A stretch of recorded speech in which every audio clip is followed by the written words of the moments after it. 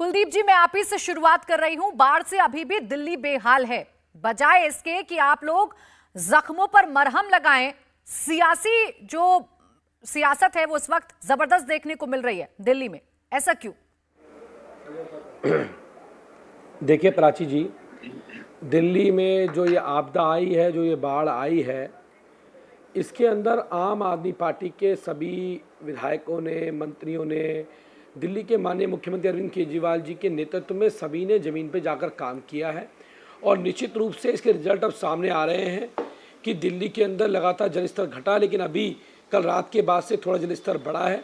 लेकिन मुझे लगता है कि वो घबराने का विषय उसमें नहीं है, क्योंकि जैसे ही यमुना जो है वो ऊपर लेवल पे चल रही थी और हमारे साइड्स के जो नाले हैं वो नीचे लेवल चल रहे थे, तो पानी भरा हुआ था। अब जैसे जैसे यमुना डाउन नीचे होगी वैसे वैसे नालों का पानी उसमें जाएगा, तो वो अप एंड डाउन चलेगा।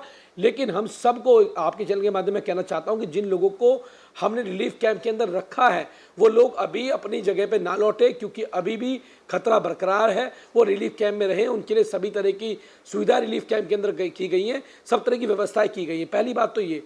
दूसरी बात आपने की राजनीति की। राजनीति कौन कर रहा है? राजनीति कर रही है भारतीय झुट्टा पार्टी, भारतीय जनता पार्टी जिसको आप बोलते हैं, वो पार्टी राजनीति कर रही है झूठ की।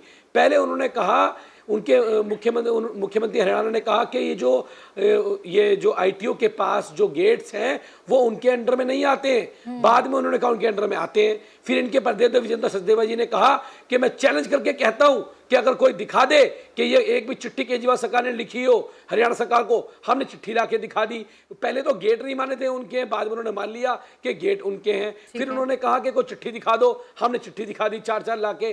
फिर उन्होंने कहा पैसा नहीं दिया बकाया। फिर अरे आप कोई चीज हमें दे रहे हो, उसका मेंटेनेंस का पैसा हमें दोगे या हमसे लोगे? ये कौन सा लॉजिक है? तो पूरी तरह से भारतीय जनता पार्टी इस पूरे बाढ़ के जो हुआ है, दिल्ली के अंदर बाढ़ आई है, इसमें भारतीय जनता पार्टी पूरी तरह से गायब रही है। इनके सांसद जमीन से गायब रहे, इनके जो 8 विधायक हैं वो गायब रहे, इनके नेता गायब रहे। लेकिन कुलदीप जी, मैंने सवाल आपसे इसलिए किया था क्योंकि अभी देखिए आपने फिर से उसी बात की शुरुआत कर दी। अभी सबसे ज्यादा ऐसा ही लग रहा है कि दिल्ली में सिर्फ और सिर्फ ब्लेम गेम की राजनीति चल रही है। आप कहते हैं बीजेपी की जिम्मेदारी है, बीजेपी ने साजिश रच दी। भारतीय जनता पार्टी कहती है कि समय रहते अगर दिल्ली सरकार ने कदम उठाए होते तो आज दिल्ली के लोग परेशान ना होते। इन सबके बीच दिल्ली पिस रही है। कुलदीप जी, मैं रिलीफ कैंप से होकर आई हूं, मैंने देखा है क्या हालात हैं वहां के। देखिए प्राची जी, पहली बात ये कि हम लोग राजनीति नहीं करते हैं, हम काम की राजनीति करते हैं। जनता के बीच में जाके काम करते हैं, उनको सहायता पहुंचाने का काम करते हैं। दूसरी बात यह कि हमने कोई राजनीति शुरुआत नहीं की, हमने शुरुआत से कहा कि ये आपदा का समय, सब लोगों को मिलकर काम करना चाहिए। बीजेपी भी आए, कांग्रेस भी आए, आप भी आए, जो जितना कर सकता है उतना बन सकता है वो करे। दूसरी बात ये, दिल्ली के अंदर जो ये बाढ़ आई है ये दिल्ली का पानी तो नहीं है, ये बात तो आप भी जानते हैं। ये दिल्ली का वाटर नहीं है, ये सारा पानी आया हरियाणा से, हरियाणा में आया हिमाचल से। लेकिन बस सवाल इस बात पे खड़े होते हैं कि जब दिल्ली की जनता के कोई नया सिस्टम नहीं है ना। जब आप ये बातें करते हैं कुलदीप जी, सुनिए ना एक सेकंड, जब आप ये बातें करते हैं तो सवाल इसलिए खड़े हो जाते हैं। एक सेकंड कुलदीप जी, ये कोई नया सिस्टम तो लागू नहीं कर दिया गया है। आप भी जानते हैं हथनी कुंड का काम क्या है, आप भी जानते हैं कि जब ऊपर यानी हिमाचल प्रदेश और उत्तराखंड में पानी बढ़ेगा, पानी का लेवल बढ़ेगा तो वो नीचे आएगा। नेचुरल फ्लो यमुना का किस तरफ है ये आप भी जानते हैं। आपने कदम क्यों नहीं उठाए? सवाल इस बात को लेकर है ना। एपेक्स कमेटी की बैठक क्यों नहीं हुई 2 साल से?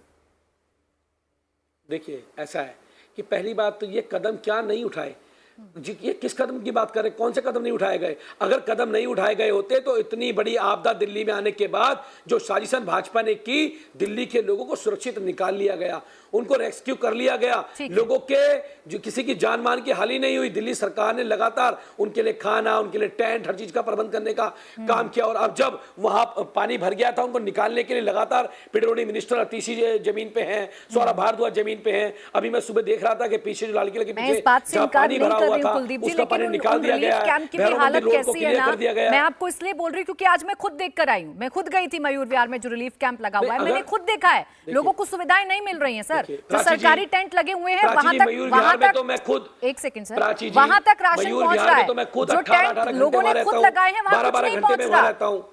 मैं खुद गई हूं सर, लोगों ने मुझसे बात की है। किसकी जगह की बात?